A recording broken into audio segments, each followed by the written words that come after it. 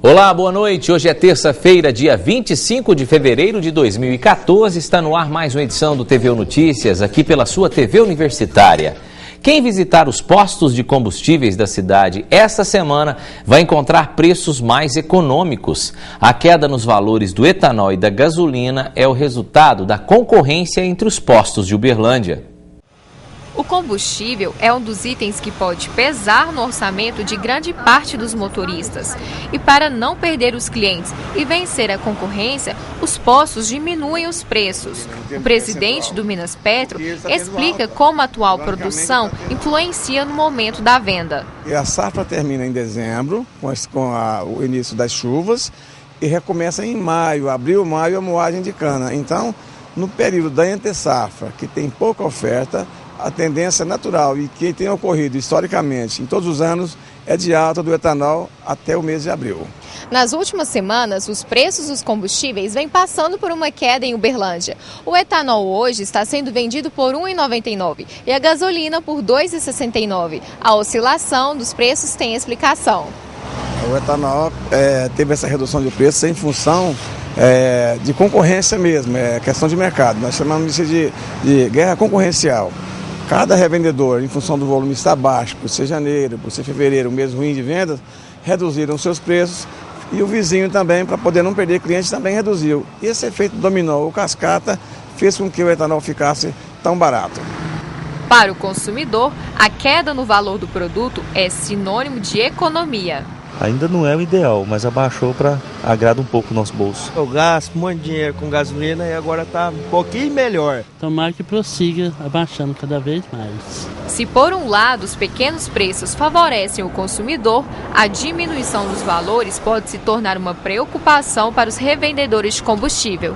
Sempre que o revendedor baixa seu preço para concorrer com o concorrente, ou seja, para ficar competitivo, ele abre mão da sua margem e também as distribuidoras abrem mão de parte da sua margem. Então, na verdade, é um momento bom, propício para o consumidor, coisa que a gente espera que não dure muito tempo, porque com esses valores vendidos agora, praticados em Uberlândia, pode-se olhar no mercado vizinho, Uberaba e Ituiutaba, que são bem maiores, é provável que o revendedor não consiga manter essa promoção por muito tempo. Você sabe o que é febre chikungunya? Pois é, uma doença parecida com a dengue, com os mesmos sintomas e que pode, em alguns casos raros, até deixar sequelas para sempre. Para falar sobre este assunto, eu converso agora com o Dr. José Humberto Caetano Marins, que é infectologista. Dr. José Humberto, quer dizer que é um tipo de dengue, mas tem algumas coisas diferentes, enfim. O que é essa doença que eu, particularmente, nem sabia que existia? Boa noite. Boa noite a todos. Na verdade, essa doença ainda não está instalada aqui no Brasil, né? Não temos ainda evidência de casos que estejam sendo transmitidos aqui. É uma doença febril causada por um vírus, o vírus se chama chikungunya, né? Então o nome da doença é febre do chikungunya. E essa doença, depois que o mosquito infectado, que é o mesmo mosquito da dengue, o Aedes aegypti. O Aedes aegypti, tem um outro que se chama também Aedes albopictus. Depois que esse mosquito ele vai picar uma pessoa e transmitir esse vírus, depois de mais ou menos uns 7 dias, a pessoa começa a sentir os sintomas. E os sintomas realmente são parecidos com a dengue, é uma febre, né, de início súbito, acompanhado de dor nas articulações, chama atenção, principalmente articulações de mãos e de pés, mas também acompanhados de dor no corpo, às vezes tem manchas na pele associada também, a dor de cabeça, né, que chama atenção. E na grande maioria dos casos, depois de 7 dias, em média, ali, de uma semana, a doença se resolve, né, de uma forma espontânea. Isso é a fase dela aguda que caminha bem.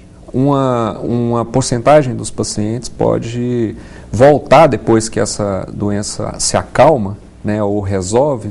Uma porcentagem pode manifestar uma fase que nós dizemos subaguda, quer dizer, voltar a ter os sintomas depois de mais ou menos uns 2 semanas depois, até 3 meses. Volta os mesmos sintomas, como principalmente as dores nas articulações. E raríssimos casos, aí sim, persiste com a forma crônica, que pode ultrapassar 3 meses, podendo ir até mais de 1 ano e meio. E pode até dar sequelas, como a gente falou. E aí sim acometer as articulações, inchar as articulações, né, as juntas do corpo, e aí gerar quadros mais importantes. Agora o nosso telespectador deve estar perguntando, mas se, como o senhor iniciou a entrevista dizendo que ainda não tem casos aqui no Brasil, né, o telespectador deve estar perguntando, então por que falar dessa tal de chikungunya? É que o Ministério da Saúde já alertou todas as instituições de saúde com relação a isso, porque está tendo no Caribe e alguns brasileiros estão indo para lá e pode ser que esse vírus venha para o Brasil com esses turistas. É isso mesmo, doutor? Exatamente. No dia 13 de fevereiro, né, desse ano, o Ministério da Saúde soltou um alerta, né, para que essas informações começassem a ser divulgadas no seguinte sentido. Já se sabe que esse vírus circula, então, principalmente em países da África e da Ásia, mas foram detectados também casos, né, no Caribe, nas regiões, em ilhas do Caribe. E como aqui no Brasil nós temos um mosquito que transmite a dengue e ele é o mesmo que transmite a febre do chikungunya, então, de forma muito prudente, o Ministério da Saúde quer alertar aquelas pessoas que viajam para esses lugares que têm essa doença, que quando elas voltarem para o Brasil, né, e apresentarem alguma manifestação clínica, algum tipo de sintoma ou sinal, que as equipes de saúde que atenderem essa pessoa se alertem também para a possibilidade dele ter se infectado lá nessas ilhas onde tem a febre do chikungunya. E se houver essa suspeita, o exame será logicamente encaminhado para ser feito o diagnóstico de dengue, de outras viroses aqui nossas, mas também será encaminhado para fazer o teste do chikungunya. Nosso tempo acabou, mas eu gostaria de saber rapidinho, para quem ainda vai viajar para aquela região especificamente, tem como evitar isso ou, infelizmente, contar com a sorte mesmo? Não, as recomendações de proteção são principalmente aquelas em que você tente evitar o contato com o mosquito, com os focos, né, com a Aedes. O que a gente sugere é o uso de repelentes, se possível o uso de roupas de manga comprida para tentar evitar o máximo possível o contato com esses vetores. Tá certo. Doutor, muito obrigado pela presença. Volte sempre para nos dar dicas da sua área de infectologia. Será um prazer recebê-lo novamente aqui. Um abraço, boa noite. Veja como fica o tempo para esta quarta-feira. Em Minas Gerais deve ficar parcialmente nublado, com chuvas típicas de verão no Triângulo Mineiro. Em Uberlândia o tempo fica quente pela manhã. À tarde e à noite há previsão de chuva. A mínima prevista é de 20 graus e a máxima não passa de 30. Veja o tempo em outras cidades da região. Sol e aumento de nuvens pela manhã em Araguari. À tarde e à noite pode chover a qualquer momento, mínima de 19 e máxima de 28 graus. Dia ensolarado em Tupaciguara. À tarde e à noite pancadas de chuva, mínima de 19 e máxima de 31 graus. Tempo quente em Unai. À tarde temperatura estável, mínima de 20 e máxima de 34 graus. Em Araxá, sol entre nuvens pela manhã, há previsão de chuva. A mínima prevista é de 19 e a máxima de 29 graus. E depois do intervalo, a Polícia Rodoviária e o Corpo de Bombeiros dão dicas para evitar acidentes durante o Carnaval. A gente volta já.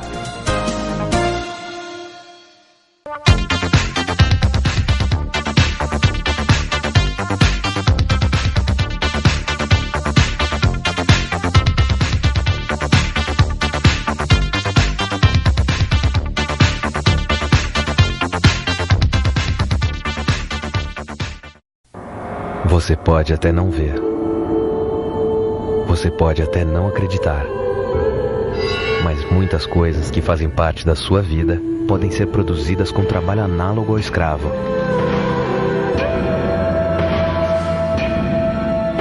Se você conhece alguém... Para ser considerado classe C, a renda deve girar entre R$ 7.475 e R$ 1.734. A classe D, de R$ 1.734 a R$ 1.085. E este universo, chamado classe C, foi dentro do estudo dividido em subgrupos. Os batalhadores têm média de idade de 40 anos, são solteiros, têm emprego fixo. Na mira do consumo estão viagens de avião, móveis, eletrodomésticos, casa própria e carro. Os experientes têm idade média mais alta, 65 anos, e desejam consumir o mesmo que os batalhadores, exceto casa e carro. O grupo dos empreendedores tem como característica o nível superior de escolaridade. Planejam consumir viagens internacionais, tablets, notebooks e carro. Outro grupo é de promissores, que tem idade média de 22 anos. São solteiros e já se descontrolam financeiramente. Entre os itens de consumo estão academia, faculdade, cursos profissionalizantes, notebooks, smartphones, carro e moto. Enquanto a massa salarial estiver crescendo, ela não está crescendo mais, o Brasil agora crescendo pouco, o problema começa a surgir. Porque antes, essas pessoas estavam ganhando mais, então elas conseguiam pagar suas dívidas ou até endividar ainda mais. Então o sinal está amarelo claramente, porque aparentemente tudo leva a crer que não vamos crescer tanto nos próximos anos. E depois do intervalo, um grupo de pesquisadores da UFO estuda o atropelamento de animais nas estradas da região. A gente volta já. Eu tenho 15 anos. Meu prato preferido é lasanha. Beterraba? Nem pensar. Sou do signo de Câncer, mas não acredito muito nessas coisas. Me amarro em música pop, sou apaixonada por livros e adoro dias de chuva. Prazer, eu sou a Bianca. Para doar sangue, você precisa conhecer a pessoa? Pronto, agora você já conhece a Bianca. Seja para quem for, seja doador. Procure o Hemocentro mais próximo. Acordar com os galos, tomar banho de rio, comer fruta no pé, crescer no campo é muito bom. Mas para crescer de verdade, uma criança precisa de educação em uma boa escola. Com o Pronacampo, o governo federal vai construir mais escolas no campo, garantir transporte de qualidade, oferecer ensino profissionalizante, formação continuada para professores e educação em tempo integral. Vai fortalecer no campo um direito que é de todo brasileiro: estudar, ter futuro e ser feliz no lugar onde vive. Pronacampo, Programa Nacional de Educação do Campo. As mesmas oportunidades para quem tem os mesmos direitos. Para saber se o seu município já participa deste programa, visite o portal mec.gov.br. Ministério da Educação, Governo Federal. Você começou? Com 15 anos, mas eu sempre gostei de esportes. Adorava as aulas de educação física. Eu também. Tive um professor que me incentivou muito. Bom, vamos lá. Quero ver se você manda bem no atletismo. Vamos nessa.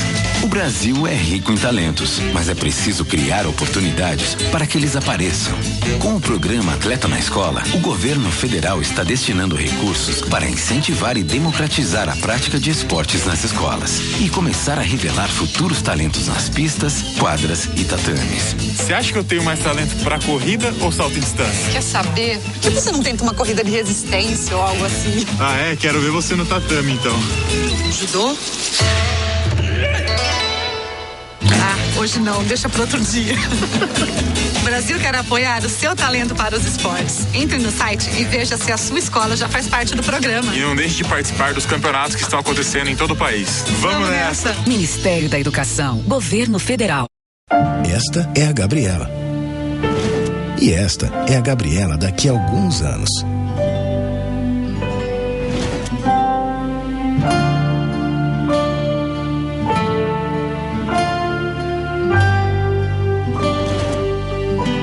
Pois é, tudo que a Gabriela está aprendendo aqui nos primeiros anos de estudo vai definir as suas oportunidades lá no futuro.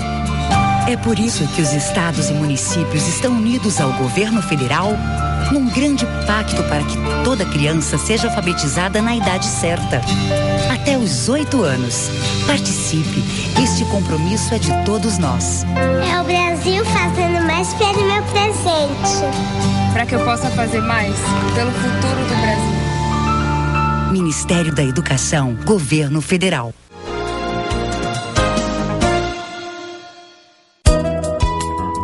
Foi publicado o edital para inscrições de projetos de extensão universitária para 2015. São convocadas a apresentarem propostas de desenvolvimento de programas e projetos no âmbito da extensão universitária as instituições federais, estaduais e municipais de ensino superior. O Programa de Extensão Universitária do MEC para 2015, PROEST, é um instrumento que abrange programas e projetos de extensão universitária, com ênfase na formação dos alunos e na inclusão social nas suas mais diversas dimensões, visando aprofundar ações políticas que venham fortalecer a institucionalização da extensão. Para mais informações, www.mec.gov.br.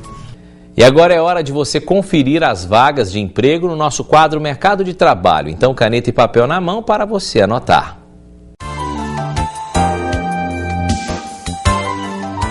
Mercado com oportunidade para vendedor externo. São vagas para pessoas sem experiência e com segundo grau completo. O salário é de R$ 822, mais benefícios.